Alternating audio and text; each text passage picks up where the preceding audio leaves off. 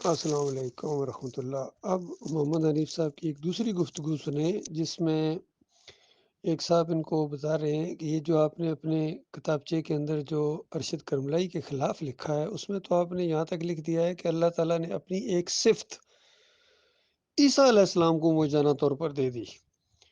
تو یہ کس انداز سے آپ نے لکھا ہے؟ تو بجائے اس کے کہ محمد حنیف صاحب اس شرک کا کوئی انکار کرتے، انہوں نے اس کو ثابت کرنے کے لیے ایڑی چوٹی کا زور لگا دیا، پھر کہتے ہیں ان کو مشرک نہ کہو۔ یہ کلپ ذرا خود سنیں اور اس کے بعد انشاءاللہ میں مزید اس کے اوپر تبصرہ کرنے کی کوشش کروں گا۔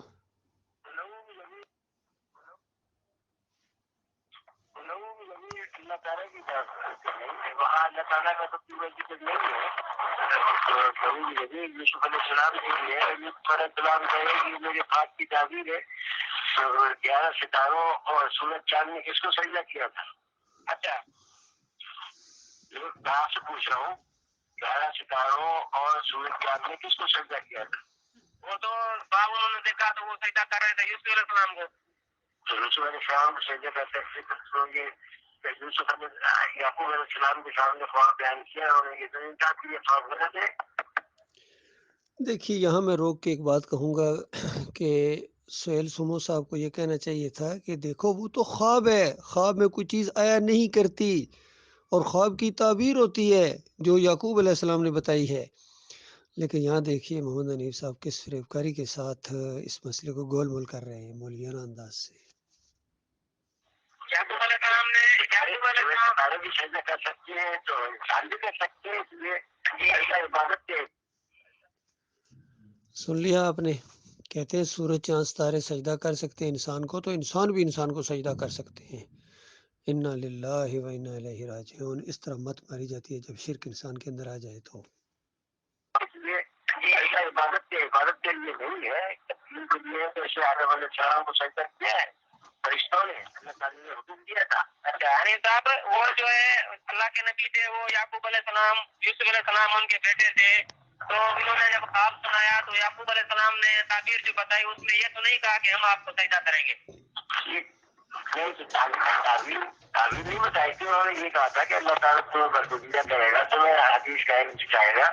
لیکن یوسف علیہ السلام کے سامنے جب سجدہ کیا ہے 100 نمبر آیا پھر یوسف علیہ السلام نے کہا کہ میرے افکار بھی میرے خواب کی تعبیر ہے جو میں نے پہلے دیکھا تھا، لیکن رب نے سچ کر دکھایا۔ مطلب آپ اس کو جو ہے مانتے ہیں کہ یہ یوسف علیہ السلام کو قرآن کہہ رہا ہے، قرآن کہہ رہا ہے یعقوب علیہ السلام نے بھی مان لیا اس کو، انکار نہیں کیا۔ اچھا انا للہ و انا الیہ راجعون۔ کس قدر یہ حوصلے کا آدمی ہے۔ کہتا ہے یعقوب علیہ السلام نے اس کو مان لیا۔ یعقوب علیہ السلام نے اور پورے خاندان نے اللہ کو سجدہ شکر کیا تھا۔ ان کے دماغ کے اندر سے اصل میں یہ شرک نکل ہی نہیں رہا۔ یہ شرک ایسی بری بلا ہے، ایک دفعہ دماغ میں چلا جائے نا، پھر انسان کے اندر سے وہ نکلنا الا یہ کہ اللہ چاہے۔ تو انہوں نے کس طرح اپنے اس باطل عقیدے کو ثابت کرنے کے لیے جو ہے یعقوب علیہ السلام کے اوپر الزام لگا دیا۔ یعقوب علیہ السلام نے مانا ہے انکار کیا؟ یعقوب علیہ السلام وہ جو ہے نا یعقوب علیہ السلام سے انہوں نے کہا کہ میرے خاک کی تعبیر ہے جو میرے رب نے سچا دکھایا ہے، یعقوب علیہ السلام مانا اس کو نہیں مانا؟ یعنی صاحب قرآن پاک کی آیت ہے، ہم آپ سے کیا کہہ رہا ہوں، آپ اپنی بات تو کرتے ہیں لیکن دوسری بات بھی سنتے۔ یعقوب علیہ السلام نے مانا ہے یا نہیں مانا یہ بتائیں۔ ورفع ابویہ علی العرش، اس نے اپنے ماں باپ کو بٹھایا تخت پہ، وخروا لہ سجدا، اور وہ گر گئے اس کے لیے سجدے میں، اللہ کے لیے سجدے میں۔ تو ابھی یہ تمہیں آپ کے ساتھ یہ آپ کیسے کہہ رہے ہیں کہ اللہ کے لیے سجدے؟ ڈاکٹر صاحب کی میں نے نیٹ سے ریکارڈنگ جو ہے نا وہ اس سوال کے جواب میں لی تھی، تو اس لیے میں نے آپ سے دوبارہ کنفرم کرنا چاہا۔ اچھا میں آپ سے یہ پوچھ رہا ہوں، آپ کے لیے جواب دیجیے اس کا۔ یہ جواب بتائیں، میں آپ سے کیا پوچھ رہا ہوں؟ جی بتائیں۔ 11 ستاروں سورج چاند نے کس کو سجدہ کیا تھا؟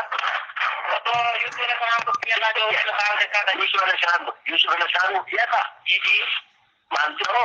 جی مانتے ہیں۔ آپ نے انہوں نے سورج چاند یوسف علیہ السلام کو سجدہ کریں گے، اللہ کو سجدہ کریں گے سورج چاند؟ اللہ وہ تو اپنا دیکھیے خواب ہے، اللہ نے خواب دکھایا ہے اور اس کی تعبیر بتائی ہے، اس کی تعبیر ہوتی ہے، اس کی تعبیر یعقوب علیہ السلام نے بتائی ہے۔ لیکن محمد حنیف صاحب سمجھ رہے ہیں کہ سورج چاند ستارے نیچے سجدہ کرنے آئے تھے۔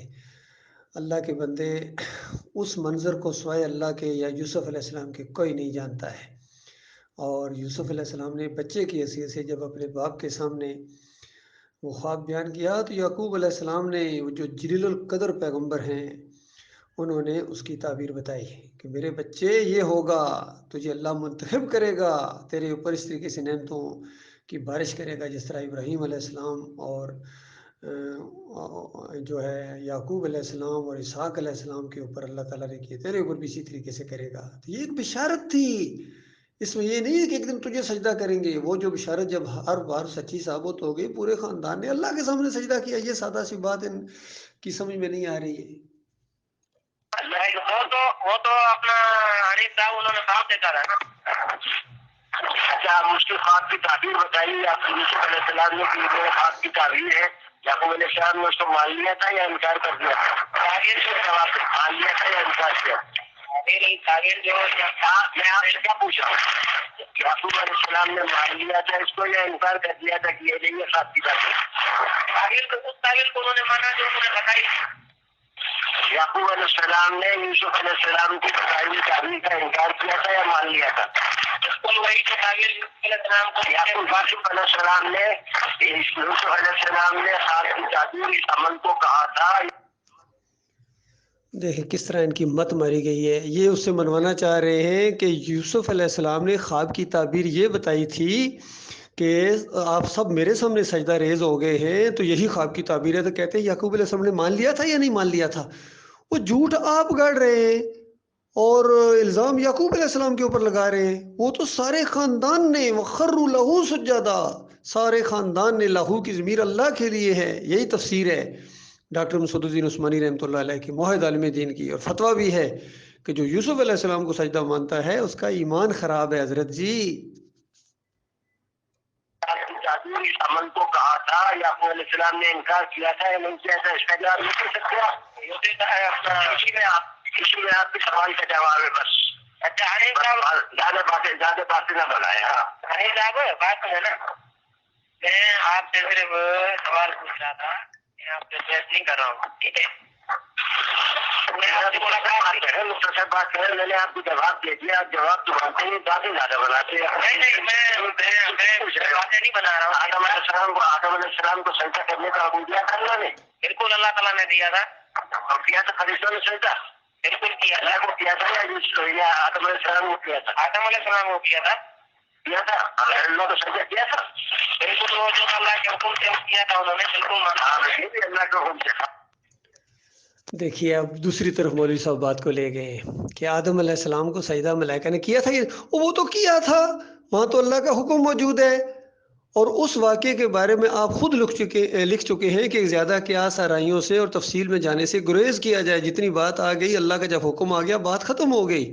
یہاں اللہ کا حکم ہوتا اگر یوسف علیہ السلام کو سجدہ کرنے کا، ہم آپ سے زیادہ مانتے ہیں اس کو، لیکن یہاں تو حکم نہیں ہے۔ یہاں تو آپ زبردستی اپنا حکم چلا رہے ہیں، اپنی مشیت چلا رہے ہیں اور ڈنڈے کے زور سے اس مشرکانہ عقیدے کو منوا رہے ہیں، کس طرح بحثیں کر رہے ہیں اس کے اوپر۔ یہ معاملہ ہے اللہ کے بندو، جب اس طرح مت مری جائے علماء کی۔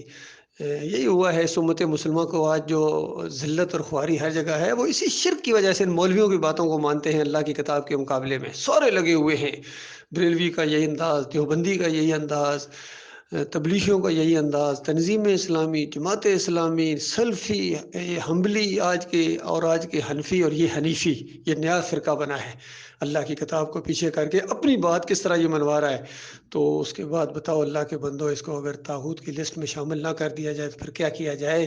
اس کو امیر محترم کہیں ہم؟ کیا چاہتے ہو؟ اللہ کے باغی کو اللہ کے ساتھ شرک کرنے والا کی عزت کروانا چاہتے ہو ہم سے؟ ہم اپنے مالک کے بندے ہیں، ہم اللہ کے بندے ہیں، اور بالکل یہ اعلان ہے کہ ہمارا محمد حنیف سے اور ان لوگوں سے کوئی تعلق نہیں۔ ہم ڈاکٹر عثمانی رحمۃ اللہ علیہ کے ساتھی ہیں، اور ہم امام بخاری رحمۃ اللہ علیہ کے ہم عقیدہ ہیں، اور ہمارا عقیدہ قرآن کے بالکل عین مطابق ہے۔ اور جو یوسف علیہ السلام کو سجدہ مانتا ہے وہ ایمان سے خالی ہے، توحید سے نابلد ہے، توحید کا اندھا ہے، اور ایمان کی خرابی کے اندر وہ مبتلا ہے۔